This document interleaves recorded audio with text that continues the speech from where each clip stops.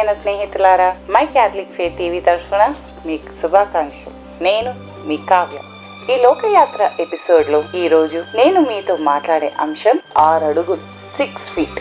మనిషి పుట్టిన క్షణం నుండి జీవితంలో ప్రయాణం మొదలవుతుంది. పరుగుతూనే ఉంటాడు. చదువు, ఉద్యోగం, సంపద, గౌరవం, భవనం, భవిష్యత్తు ఇలాంటివన్నిటి కోసం మనం కష్టపడుతూనే ఉంటాం. కానీ ఎందుకు కష్టపడుతున్నారు, ఎక్కడికి పరిగెడుతున్నారు, ఎవరి కోసం అని ఒక్కసారి లోతుగా ఆలోచిస్తే సరైన సమాధానం దొరకదు, అర్థం కూడా కాదు. కానీ మనిషి పరిగెడుతూనే ఉంటాడు. ఎన్ని ఎకరాల భూములు సంపాదించినా, ఎన్ని కోట్లు కూడబెట్టినా, ఎన్ని బంగారు వస్తువులు కొనుక్కున్నా, అపార్ట్మెంట్స్, ఇల్లులు, విల్లాలు ఎన్ని కట్టుకున్నా, విదేశాలలో నివసిస్తున్నా, చివరికి మనకు కావాల్సింది ఒక 6 అడుగులు 6 feet.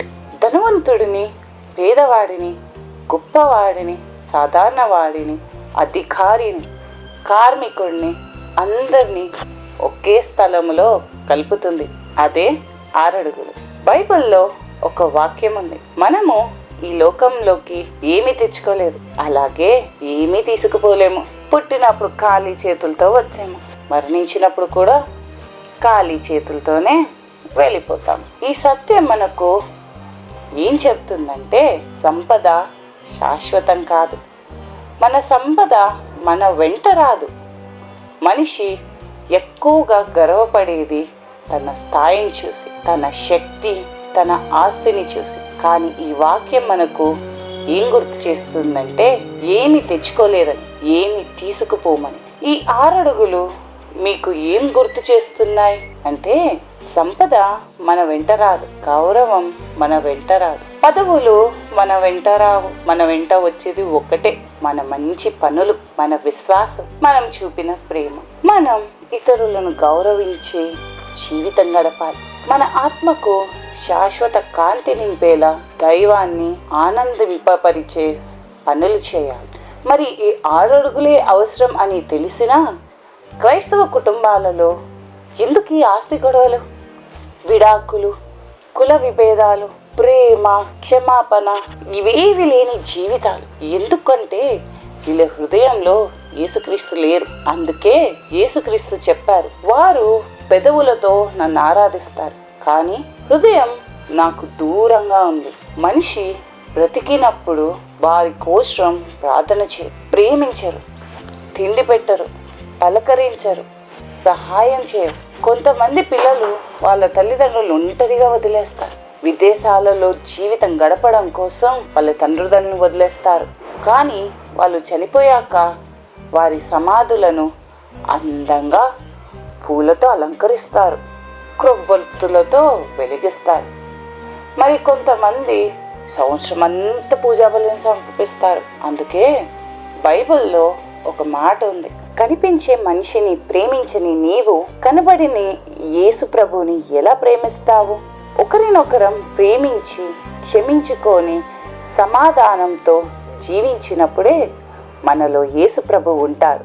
అప్పుడే మనము నిజమైన క్రైస్తవులముగా జీవించగలము. 6 అడుగులు శరీరానికి చివరి గమ్యం, కానీ ఆత్మకు నిజమైన గమ్యం. కాబట్టి 6 అడుగుల మట్టిలో కలిసే శరీరంపై కాకుండా స్వర్గంలో నిలిచే ఆత్మ కోసం జీవిద్దాం. పశ్చాత్తాపం, ప్రార్థన, క్షమ, దాన ధర్మాలు ఇప్పుడు మన జీవన భాగస్వామి అవ్వాలి. అప్పుడే 6 అడుగుల సమాధి శాశ్వత జీవితం వైపు తలుపు అవుతుంది. ప్రియమైన స్నేహితులారా, ఈ లోకయాత్రలో ఇప్పుడు మీరు ఒక నిర్ణయం తీసుకోవాలి.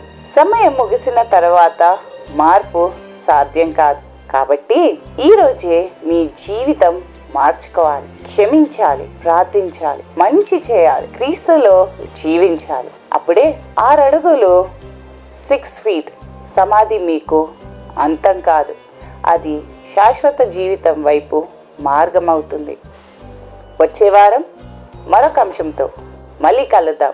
మీ కావ్య. ఈ లోకయాత్రలోనే సాగుచుండా, ఈ లోకయాత్రలోనే సాగుచుండా, ఒకసారి నవ్వు, ఒకసారి ఏడ్పు, ఒకసారి నవ్వు, ఒకసారి ఏడ్పు అయినాను క్రీస్తేసు నా తోడనుండు, అయినాను క్రీస్తేసు నా తోడనుండు. ఈ లోకయాత్రలోనే సాగుచుండా, ఈ లోకయాత్రలోనే సాగుచుండా.